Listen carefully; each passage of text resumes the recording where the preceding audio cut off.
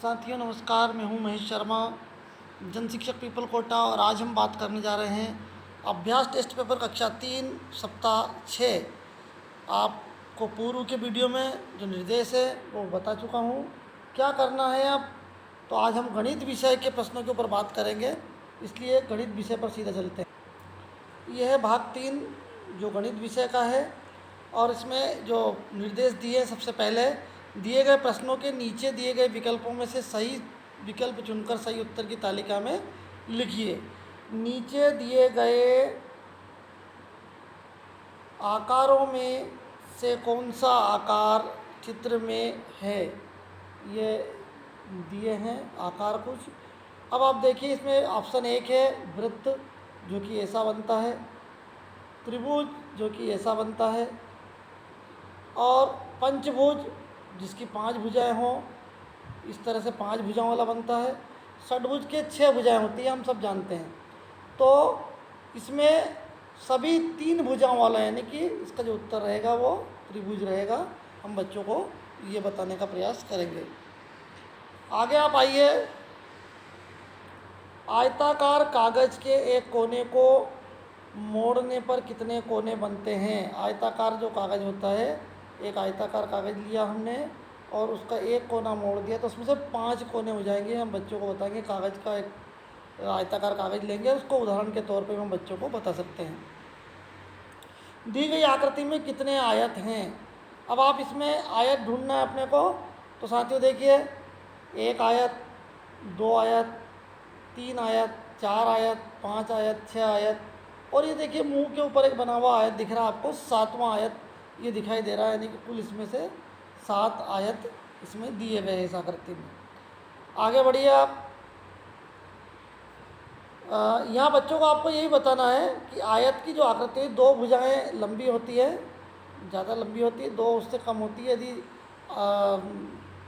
यदि चारों भुजाएं यदि बराबर हो जाएगी वो, तो उसको हम आयत नहीं कहेंगे। ये भी साथ में बताते चलना अपने। नीचे दी गई आकृति में कितने विकर्ण हैं। तो साथियों, विकर्ण की जो परिभाषा होती है वो आपको थोड़ा सा बता दूं मैं। सम्मुख शीर्षों को मिलाने वाले सरल रेखाखंड को हम विकर्ण कहते हैं। आप देखिए, इसमें 2 रेखाखंड है, सम्मुख शीर्षों को मिला रहे हैं, तो इसमें 2 ही दिए हैं, इसलिए इसका अब जो भी उत्तर आएगा वो 2 आएगा। आगे हम चलते हैं। यह आकार, एक आकृति दी है आपकी, और इसमें पूछा आगे कि आकार प्राप्त करने के लिए आप किस प्रकार लाइन खींचेंगे। ये नीचे कुछ आकृतियाँ दी हुई है और उसमें हम एक लाइन खींच के देखते हैं। ये देखिए, ये लाइन खींची हुई है, ये लाइन खींची हुई है, ये इस तरह से लाइन खींचें। यदि इस तरह का आकार हम मिलाना चाहते हैं तो इस तरह की लाइन खींचने से हमको आता है, इसलिए इसका उत्तर हम बी दे देंगे। यहाँ बच्चों को आप एक कागज़ का टुकड़ा काट कर भी उनके सामने ऐसा प्रदर्शित कर सकते हैं। किस आकृति में कोना नहीं है। यहाँ पर फिर एक आकृति दी है, ये देखिए, पुस्तक दी हुई है, कुर्सी दी है, पतंग दी है और पहिया दिया हुआ है। तो आप देखिए, इसमें कोने हैं, इसमें कोने हैं, इसमें कोने हैं, और ये वृत्त है, इसमें कोई कोना नहीं होता है। अतः हम पहिया जो इसका उत्तर दे देंगे, बच्चों को बताएंगे कि इसमें कोई कोना नहीं है। नीचे दर्शाए गए फर्श को बनाने के लिए उसके बगल में दी गई किस टाइल्स का प्रयोग होगा। ये देखिए, टाइल्स लगी है, और आप यदि इसका हम मिलान करते हैं तो इस टाइल्स में हम पहले एक टाइल्स को बनाकर देख लेते हैं।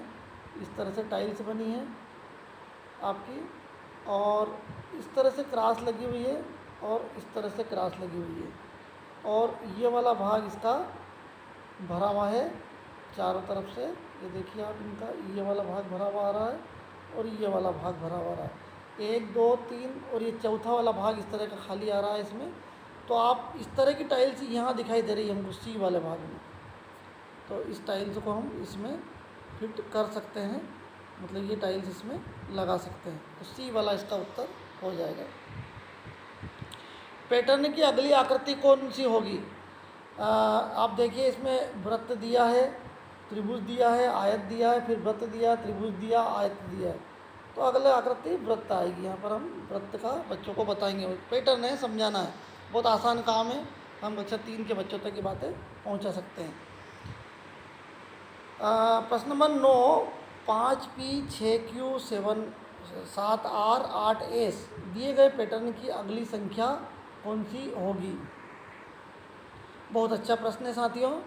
देखिए PQRS, तो अगली संख्या यदि हम इसमें माने तो T आना चाहिए, फिर 5, 6, 7 और 8 के बाद में 9 आना चाहिए। तो हम कक्षा 3 के बच्चों तक ये पैटर्न अब लेके चलेंगे बच्चों। एक तरफ आपको ABCD से चलना है, अंग्रेजी की वर्णमाला लिखनी है, दूसरी तरफ संख्या लिखनी है।